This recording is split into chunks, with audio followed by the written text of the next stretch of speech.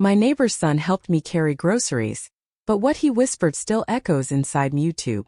https://www.youtube.com/watch?v=ZWArabian7htok. Transcript.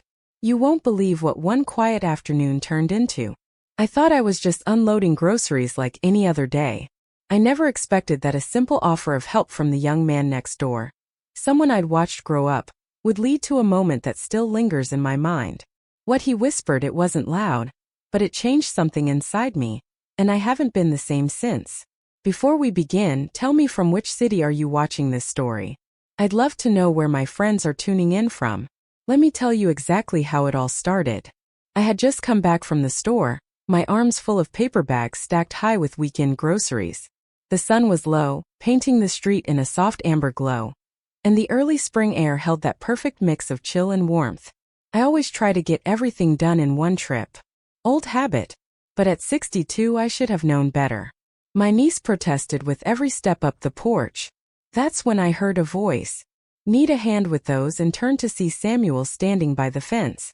My neighbor's son, 25, maybe 26 now. A bit of scruff on his chin, dark tousled hair, and a pair of brown eyes that always seemed to study the world just a bit too carefully for someone his age. He was in jeans and a plain white t-shirt, sleeves rolled up, exposing those strong arms he clearly didn't get from sitting behind a desk. I smiled, though I felt a little flustered. If you don't mind, that would be lovely. He hopped the fence effortlessly, still young enough to do that sort of thing, and reached for two of the bags. His fingers brushed mine for just a second. Just enough. Inside the house, I motioned to the kitchen. Just set them on the counter. Thank you. He placed them down gently, looking around like he hadn't been inside years. You've kept it exactly the same. I laughed. Some things don't need changing. We began unloading the bags together. It was quiet except for the soft rustle of produce bags and the clink of jars meeting shelves. Samuel was careful with everything, gentle, thoughtful. Not at all like the clumsy boy who used to kick soccer balls into my flower beds. Still make those cinnamon rolls? He asked suddenly, glancing at the spice rack. I blinked. You remember that? Of course. You used to make a batch every Sunday. Smelled like heaven from our yard. I smiled again, a little more warmly this time. Maybe he'll make some tomorrow. He didn't say anything for a moment, just leaned against the counter and looked at me. Really looked, and something in his expression softened or maybe shifted. You're beautiful, he said. It wasn't loud. It wasn't flirty. It was said like a fact, like it had been waiting on his tongue for years. I froze, a bag of apples still in my hand. I'm sorry, he added quickly, eyes darting away. That probably sounded weird. I've always thought that. Even when I was a kid, you were the one all the moms admired at neighborhood barbecues. You still are. I didn't know what to say. My cheeks were burning, and not from the spring air. Part of me wanted to laugh it off, dismiss it, but another part felt seen. Not by a husband who'd stopped noticing the little things long ago, not by a mirror, but by someone who saw beyond the silver strands in my hair, or the slight limp I'd picked up in my right leg. I cleared my throat. That's very kind of you, Samuel. Thank you. He nodded and turned to grab another bag. But the air had changed between us. There was something tender, almost fragile, hanging there, like a shared secret that neither of us had meant to open, but now couldn't quite close. We finished unpacking without much more conversation. He handed me the receipt that had slipped between two cans, and as he did, his fingers lingered again. I should get back, he said softly, voice low. Of course, I replied, though I wasn't sure I wanted him to go just yet. At the door he paused, turned, and then without warning he leaned in just slightly and whispered, You don't even know how many times I've wanted to knock on your door. Then he was gone down the steps, across the lawn, back over the fence. And I just stood there, the warmth of his breath still brushing the side of my neck, his words echoing louder than they ever should have. I didn't know what it meant. Not fully. But I knew I wouldn't forget it. Not tonight. Not tomorrow. Maybe not ever. The next morning started quietly, as most mornings do in our house. My husband had already left for his weekly golf game with the guys, a routine he rarely strayed from. He'd left a scribbled note on the kitchen counter. Coffee's made. Don't forget to pick up dry cleaning. That was his love language now. Reminders, practical things. I didn't blame him. After 34 years, words like beautiful or I've wanted to knock on your door just didn't belong anymore. But they were still ringing in my ears. I couldn't stop thinking about Samuel. The way he looked at me, the way his voice dropped when he spoke those words. It wasn't just what he said. It was how he said it. Not like a compliment, like a confession. And I didn't know what to do with that. I made the cinnamon rolls. It had been years since I'd gone through that old recipe. The handwriting on the card was smudged. The corners softened with time. As I kneaded the dough, my hands worked automatically, but my mind wandered. He remembered the smell. That shouldn't have mattered so much, but it did. When the rolls were in the oven and the kitchen filled with that familiar sweet warmth, I peeked out the front window just once. Just casually, I told myself. His truck was parked in the driveway next door. He was home. I felt something fluttered in my chest, and I hated how much it thrilled me. By the time I had the tray cooled, and the glaze drizzled just right, I'd already made up my mind. It would be neighborly. That's all. I'd made too many. It would be rude not to share. That's what I told myself as I wrapped 6 in a neat square of foil and walked across the lawn. He opened the door quicker than I expected. Hey, he said, blinking in the light. He was barefoot, shirt slightly rumpled like he just gotten up. His hair was damp. Each showered. Thought you might like these, I said, holding out the tray. Fresh batch like old times. His smile grew slowly, spreading across his face in a way that made my stomach turn in the best possible way. I was hoping he'd say that. He stepped aside without asking, and I followed. The house was quiet, clean, minimal. A young man's home lived in, but not messy. He led me into the kitchen and I set the tray down. You didn't have to, he said, peeling back the foil. But I'm glad you did. There was something in his voice, softer than yesterday, but no less intense, like the whisper still hung between us. We sat at the small breakfast table by the window. He poured us both coffee, no questions asked. The way he moved was unhurried, casual, but there was awareness in it, too. Like he knew this moment meant more than it looked like on the surface. We ate in comfortable silence at first, and I let myself look at him more closely now. His eyes were thoughtful, watching me when he thought I wasn't paying attention.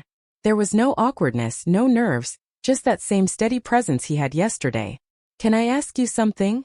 He said after a while. I nodded. Have you ever felt like you missed something? Like life just moved on and didn't ask if you were ready? I let out a quiet breath more times than I care to admit. He looked down at his coffee. Me too, just in different ways, I guess. I reached for my mug, needing the warmth. You're young, Samuel. You've got plenty of time. He looked up again, meeting my eyes. I don't want time. I want truth. And I've spent a long time pretending I didn't feel what I felt. The words hit something in me. Something buried. Something quiet and lonely that had lived beneath years of routine and polite smiles and thank you for the coffees. I didn't speak. I couldn't. I'm not trying to complicate your life, he said gently. I just wanted you to know that yesterday wasn't a mistake. I should have stopped him. I should have reminded him of the difference in our ages, the neighbors, the expectations, the world outside this kitchen window. But I didn't.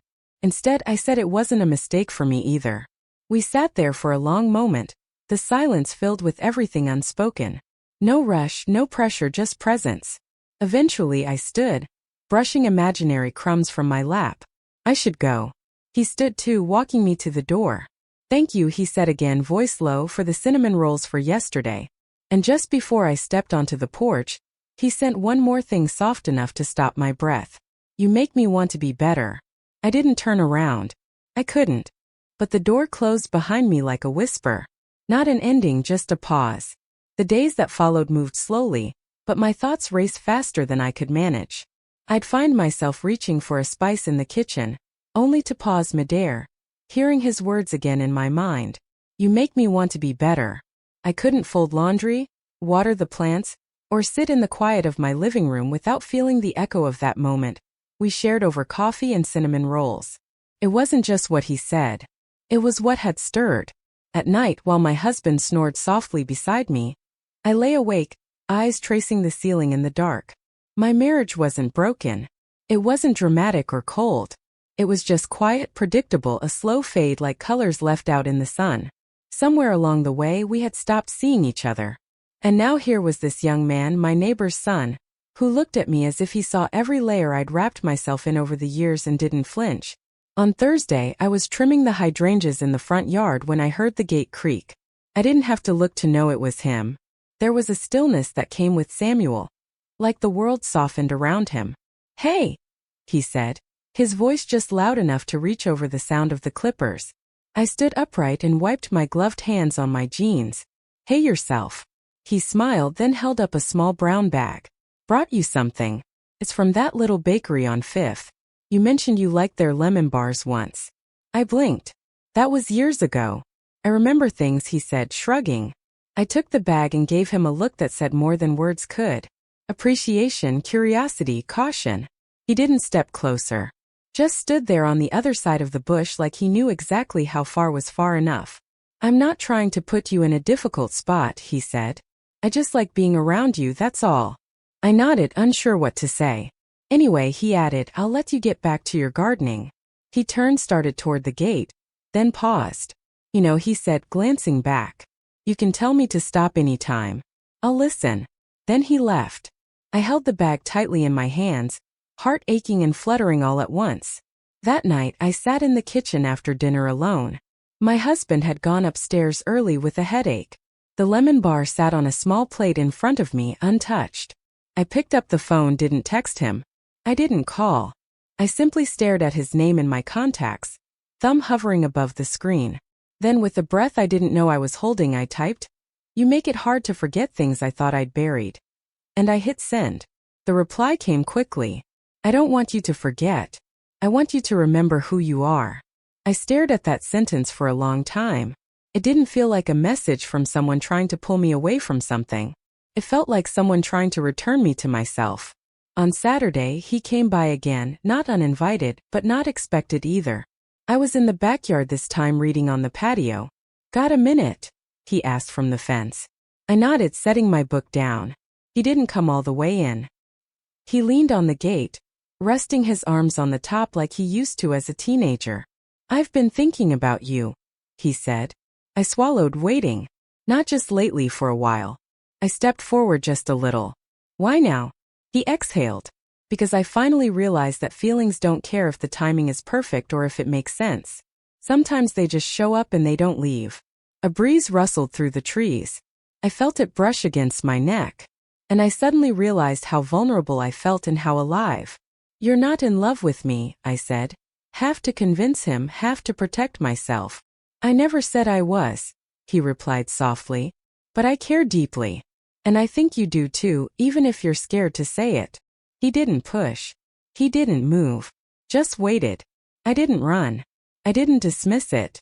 I just let the words settle. The truth was, I did care.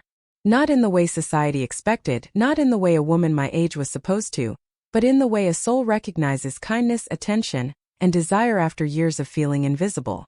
"I don't know what this is," I finally said. "I just know I haven't felt this awake in a long time." His face softened. "Then maybe we don't need to name it. Maybe we just need to honor it." And I stood there quietly as the sun dipped lower, knowing the moment we were sharing didn't need permission from the world outside the gate. It only needed honesty. Sunday morning came with a sky full of soft clouds and the kind of silence that holds weight. My husband had gone out early for his usual walk with Victoria from down the street. The routine had become predictable over the years, comforting in its own way. But that morning, everything about it felt distant. I stayed in my robe longer than usual, letting the coffee go cold in my hands as I sat by the window, watching the street. The house next door was quiet. Samuel's truck wasn't in the driveway. I told myself I was relieved, that maybe a pause would help me think clearly, that I needed space to come back to myself. But the truth was, my heart sank the moment I saw that empty spot. Around noon, I stepped out back with a folded blanket and the book I'd barely touched the day before. I wasn't reading it. I just needed something to hold, something to ground me. That's when I heard the gate creak. I turned quickly, heart leaping. Samuel stepped through slowly, cautiously, like he wasn't sure he should be there. "I knocked," he said gently. No answer. "I didn't hear," I said, standing up. He looked different. Not in appearance. He was still in that same worn denim jacket and boots dusty from wherever he'd been. But his expression was quieter, more thoughtful. "I wasn't sure if I should come," he admitted, hands in his pockets. But I needed to say something. I didn't speak. I waited. I know this can't be simple, he said. And I don't want to make your life more complicated than it already is. But I also don't want to disappear without you knowing that what I feel, it's real and not fleeting. He paused, his eyes searching mine. I'm not asking for anything. I just wanted to give you the truth whether you need it or not. The wind stirred the edge of the blanket in my hand. My fingers tightened around the fabric. You're not the first man to say something kind to me, I said. But you're the first to make me feel like I deserved it. He blinked, visibly moved. I'd spent years putting everyone else first. I continued being what I was expected to be, a wife, a neighbor, a friend. And somewhere along the way I forgot who I was before all of it. You haven't lost her, he said. I see her every time I look at you. I exhaled, trembling slightly. I don't know what to do with what's between us. You don't have to do anything, he said. Just feel it. That's enough. A long pause followed. Neither of us moved. And then I said, almost in a whisper, would you like to sit with me? He nodded. I'd like that. We sat in the afternoon stillness, not touching, not talking much, just being. The air between us was warm with understanding, gentle, not reckless. And for the first time in a very long while, I didn't feel like I was pretending. I felt real seen. Eventually he stood. I should go, he said softly. But I'll be here if you ever need anything. Even if it's just to talk. He didn't ask for a goodbye. He didn't reach for my hand. He simply turned and walked toward the gate. But before he stepped out, I said his name. He looked back. Thank you, I said. For what? For reminding me I'm still capable of being moved. His smile was quiet, steady. You always were. And then he was gone. The days that followed didn't rush me. They gave me space. I went back to my routines, but something inside me had shifted. Not in a loud, dramatic way, but in the quiet way that changes everything. I started doing small things for myself. I took longer walks, bought fresh flowers for the kitchen, wore my hair down instead of pinned up. Not for anyone else, just for me. Samuel didn't knock again, and I didn't expect him to. He had already given me the one thing I didn't know I was missing. Permission to remember who I really was. And in that memory, I found something I didn't expect.